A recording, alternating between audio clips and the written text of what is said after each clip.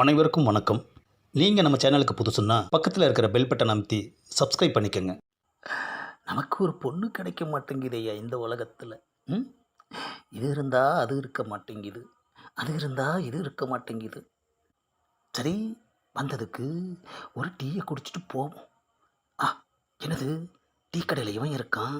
அப்பா, நல்லா இருக்கியா? நான் என்ன இப்போ அசிங்கமாக இருக்கேன், நல்லா இருக்கேன்னு கேட்குற?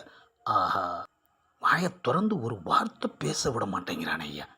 எனக்கு ஒரு பொண்ணு பார்த்து சொல்கிறதா சொல்லியிருந்தியே, என்னாச்சு? நாள் கடத்திக்கிட்டே போயிட்டு இருக்க, முடியலண்ணா சொல்லு, நான் வேற யார்ட்டையாவது சொல்லி வைப்பேன்ல. வேலைக்கு போகாமல் பொண்டாட்டி கொண்டு வர்ற பணத்தில் காலமெல்லாம் சாப்பிட்டுட்டு காலாட்டிக்கிட்டே வாழணுங்கிற அருமையான கொள்கை பிடிப்போடு இருக்கிற உனக்கு போய் பொண்ணு பார்க்க முடியாதுன்னு சொல்லுவனா?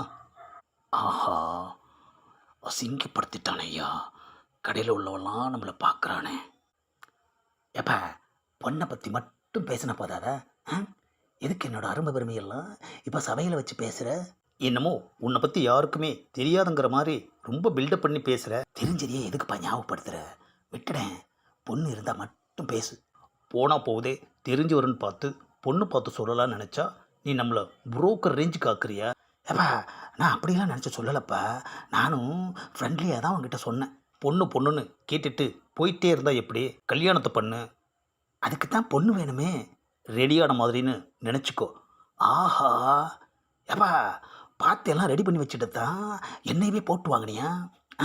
சாரிப்பா, இதை முதல்ல சொல்ல வேண்டியது தானையா. சரிப்பா, பொண்ணை பற்றி சொல்லு. 2 கண்ணு, 2 காது, ஒரே ஒரு மூக்கு. ஏன் முறைக்கிற? மூக்கு மூலியமா இருப்பான்னு சொல்ல வந்தேன். சரிப்பா, மற்ற விஷயமெல்லாம் ஒத்து வருதா? ஒத்து வரலனா கழட்டி விட்டுருப்பனே. நீ சொன்ன மாதிரியே பார்த்துருக்கேன். ஆனால் ஒரு சின்ன கண்டிஷன் போட்டாயா குண்ட. என்னையா கண்டிஷன்? முதலிரவு முடிஞ்சாதான் மாமனாரோட சொத்தெல்லாம் உன் பேருக்கு மாறும். ஏப்பா, சொத்து வந்தால் போதும்பா. பாட ஒரு வழியா கல்யாணமும் முடிஞ்சு ராத்திரியும் முடிஞ்சிருச்சு. என்னதான் நம்மளை இம்சப்படுத்தி ஏடா கூடம் பண்ணாலும் ஒரு நல்ல காரியத்தை செஞ்சு வச்சிருக்காயா. அதுக்குன்னே அவனுக்கு கோடி நன்றி சொல்லணும். ஏப்பா, ராத்திரி தான் முடிஞ்சிருச்சு, சொத்தெல்லாம் என் பேருக்கு எழுத சொல்ல வேண்டியதானே? இன்னும் கொஞ்ச நேரத்தில் எழுதுன பத்திரமே உனக்கு வந்துடும். நீ கையெழுத்து மட்டும் போட்டால் போதும். ஆஹா, 1 hour later. என்னது, ஒருத்தன் இரும்பு வாளியை கொண்டாந்து என் கையில் கொடுத்துட்டு போகிறான்.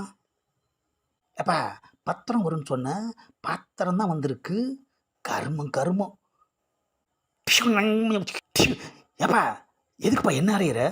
ஆமாம், நீ ஏன் அந்த வாளியை எட்டி உதைச்ச? அதனால தான் நான் உன்னை அரைஞ்சேன். ஏப்பா, நான் உதைச்சது சாதாரண பாத்திரம், அதுக்கே உனக்கு இவ்வளோ ஆத்திரம்? ஏண்டா வெண்ண, சொத்து சொத்துன்னு அலைஞ்சியே, இப்போ சொத்தை கொடுத்தா எட்டியாக உதைக்கிற. என்னது, சொத்தா? ஆமாண்டா மாங்கா.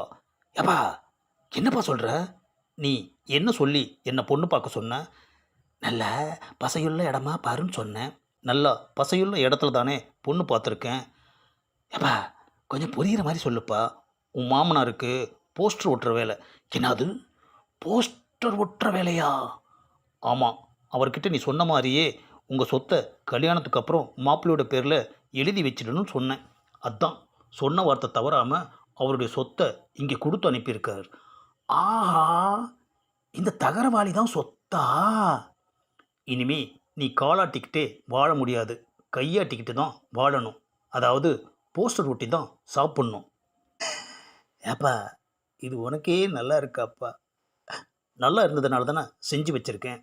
மரியாதையாக அந்த பசவாளியை எடுத்து தொட்டு கும்பிட்டுட்டு தொழிலை பார்க்க புறப்படு. அப்போ தான் உனக்கு சாப்பாடு.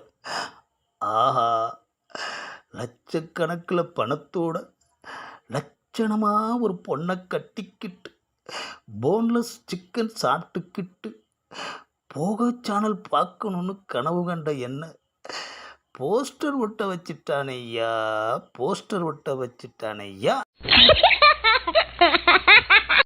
இந்த பதிவை லைக் பண்ணுங்கள், ஷேர் பண்ணுங்கள், மறக்காமல் சப்ஸ்கிரைப் பண்ணுங்கள்.